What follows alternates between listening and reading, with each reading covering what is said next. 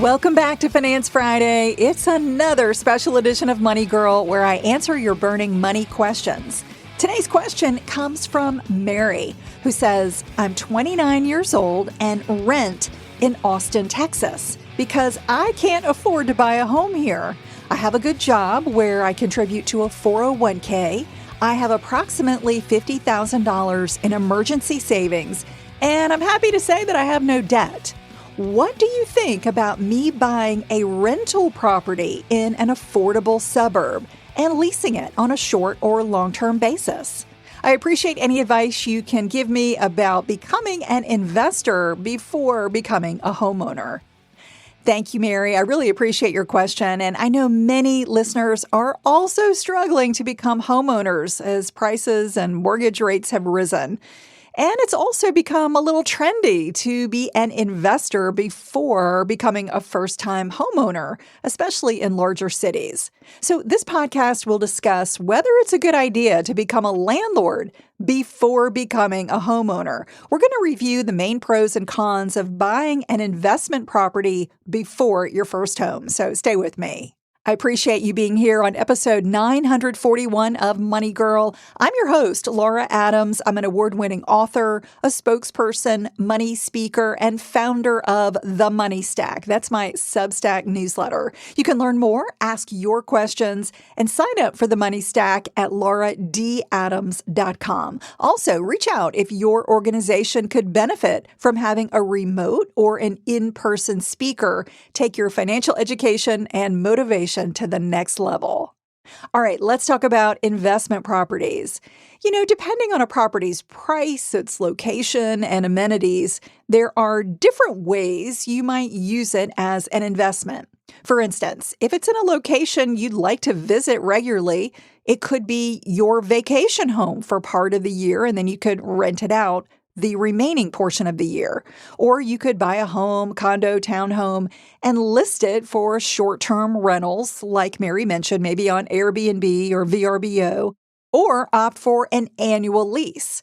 If a tenant can pay all or a substantial portion of your expenses, you might break even on the property or even turn a profit on an investment property. However, many attached properties and homes in deed-restricted neighborhoods do have rental restrictions, so be aware of that. For example, my townhome where I live, it only allows rentals that exceed 3 months in duration. And the association is trying to prevent a high number of renters from entering our community for short periods, like, just coming for the weekend or just coming for a week. And other communities may prohibit leases of less than 6 months or even a year. So be sure you understand, what the restrictions might be when you're really looking at an investment property for the sole purpose of renting it out, especially on a short-term basis.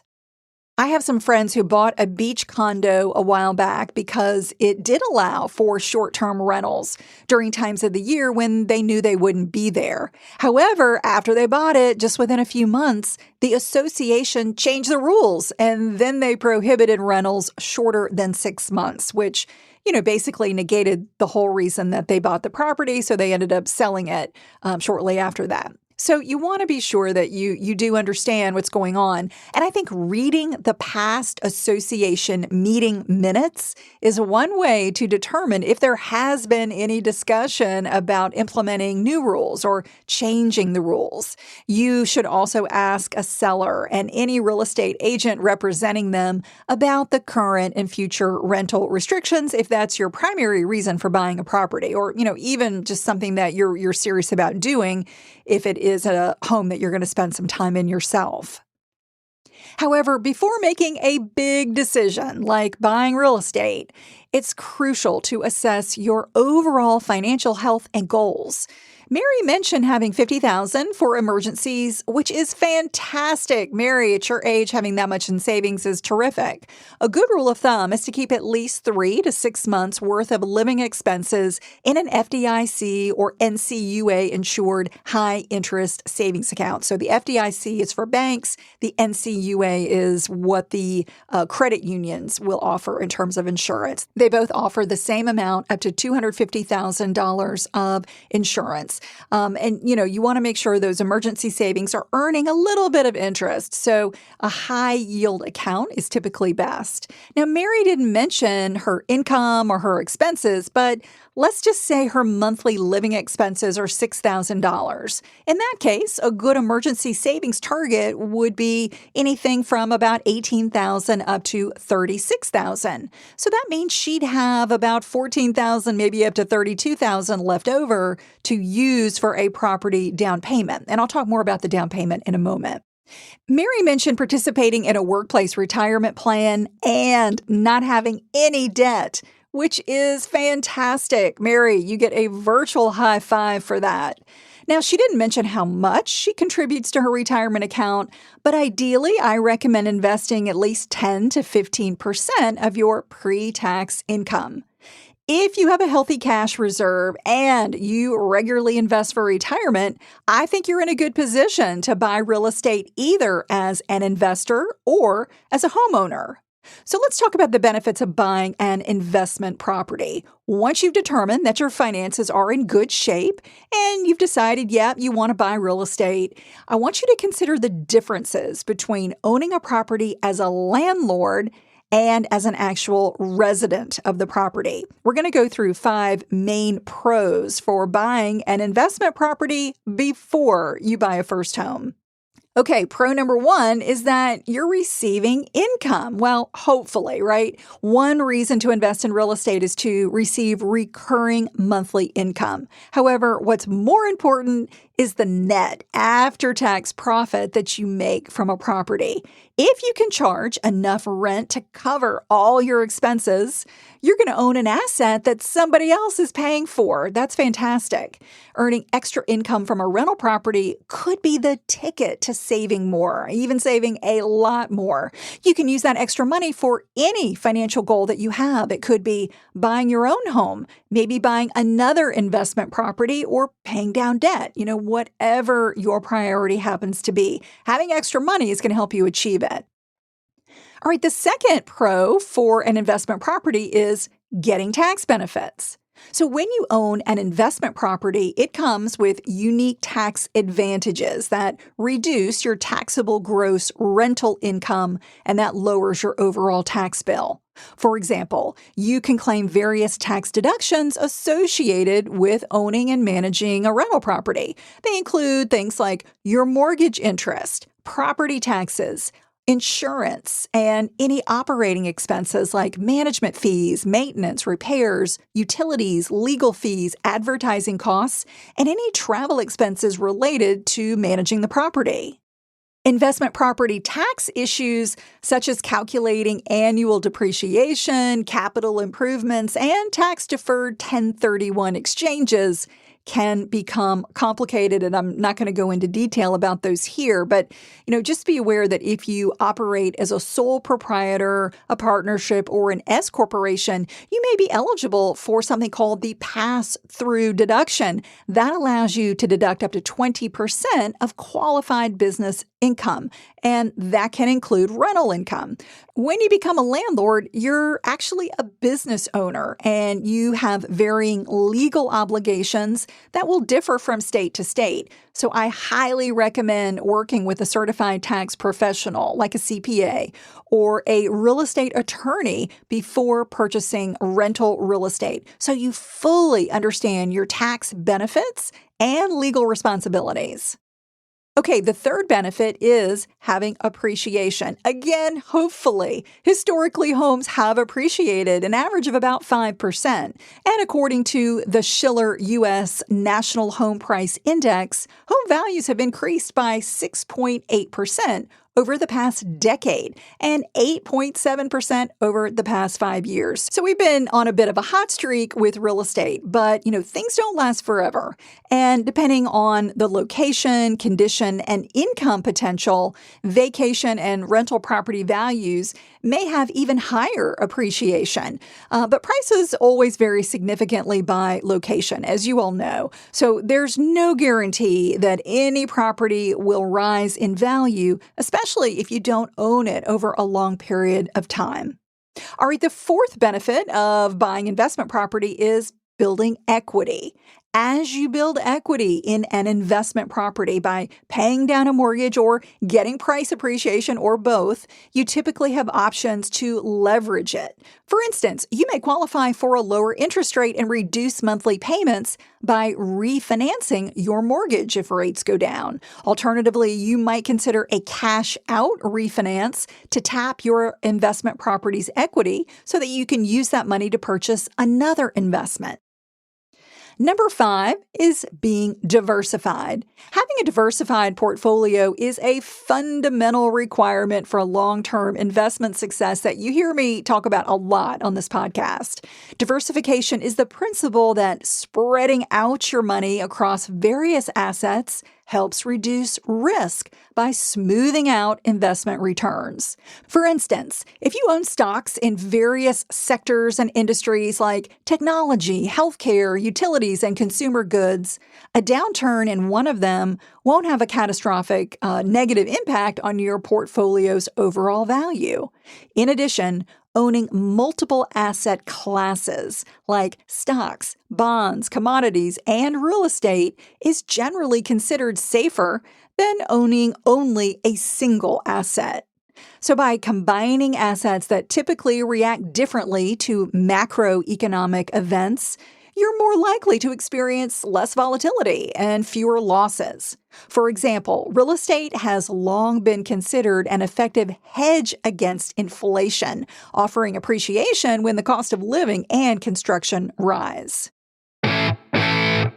So being a real estate investor definitely comes with some advantages, but let's also talk about the downsides. What are the cons of buying an investment property before you buy your first home? Well, number 1 is paying higher upfront costs. Lenders for non-owner occupied investment properties have more stringent underwriting requirements than those for owner-occupied properties. For instance, you typically must pay a higher down payment, such as a minimum of 20 to 25% minimum plus closing costs for a property that you plan to buy, but you're not going to live in it. Lenders may also require a lower debt-to-income ratio and higher income for an investment loan than for a home you're planning to occupy. They may also require you to have a cash reserve to cover 6 months of loan payments in case you have variable income and, could have trouble making your payments. Additionally, you need a cash reserve for routine repairs and maintenance that's ongoing, those things that are inevitably needed for an investment property. For example, if you want to buy a rental property for $200,000, you may need to pay 20% down minimum, so that's $40,000 minimum, and finance the balance of $160,000. Your closing cost on the property could range anywhere from 3% up to 6%, so that could be another $6,000 up to $12,000 in closing costs. Additionally, you may be required to maintain a mandatory 6-month payment reserve of about $7,800, and you might need an additional 1 to 3% just for annual repairs. That could range from anywhere from $2,000 up to $6,000.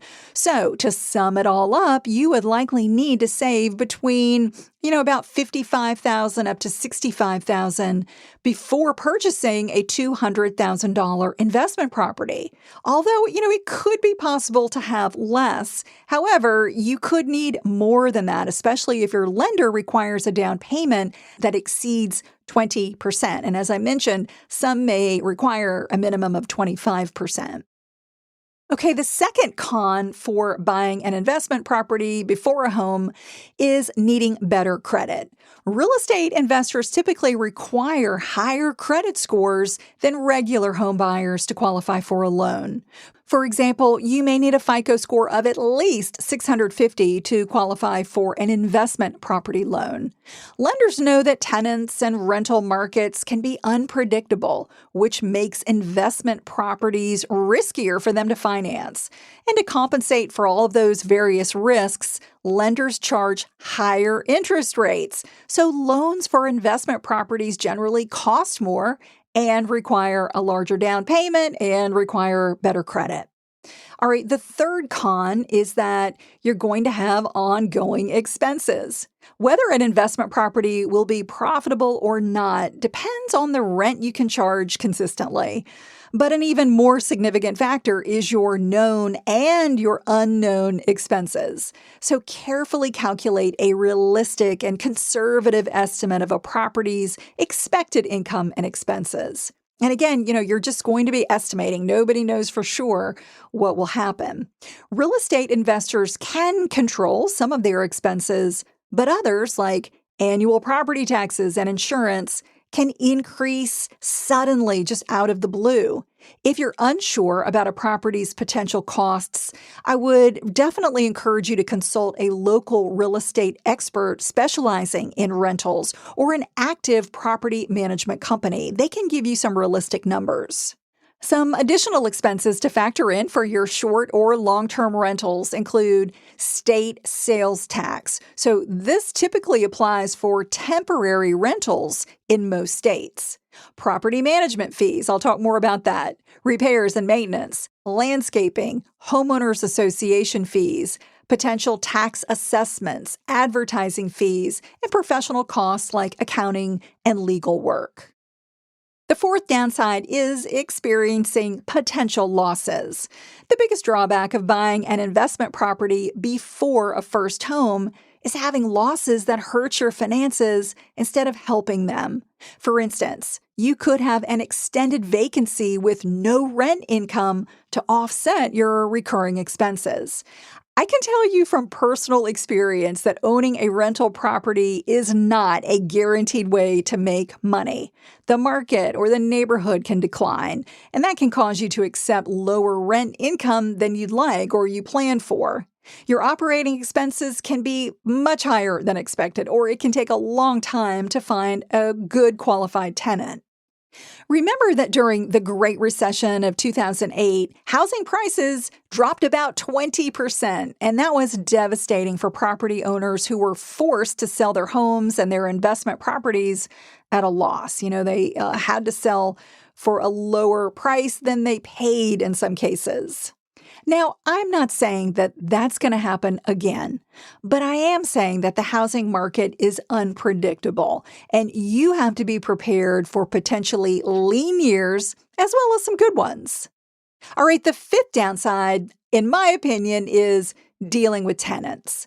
Before I became a landlord, I never could have anticipated the amount of work involved with managing a rental property.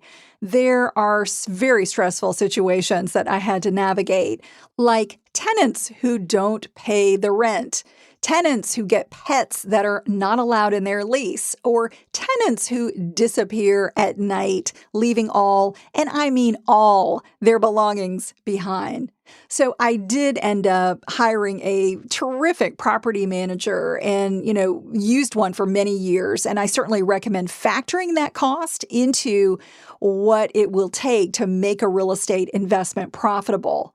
But even with a great property manager who carefully screens potential tenants, you can end up with people who damage your property, don't report needed repairs, or do illegal things in your home.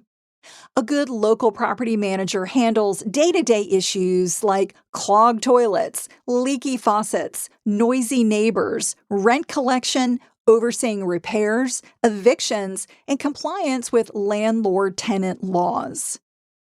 And they usually charge anywhere from 10 to 15% of the monthly rent for a complete package of services. And I'm going to tell you, it's typically well worth the cost if you've got the right property manager, of course, depending on your knowledge, skills, and ability to deal with surprises.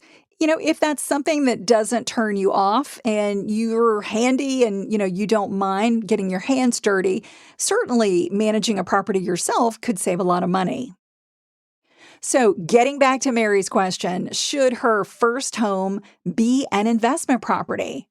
Well, whether you or Mary should buy an investment property before becoming a homeowner depends on your income, your savings, your expertise, and your financial goals. Mary didn't mention the price range of rentals that she's considering, but I'd guess that buying one would largely deplete her savings, leaving her financially vulnerable. So instead of buying an investment property, right now I would recommend that Mary continue saving for a down payment for a home of her own. That way, when the housing market becomes more affordable, or let's say she decides to relocate, she'll be in an excellent position to pay as much upfront as possible, like at least 20% down. Paying a higher down payment comes with lots of advantages. One is not having to pay private mortgage insurance or PMI. That reduces your monthly mortgage payment because it is an add-on if you put less down.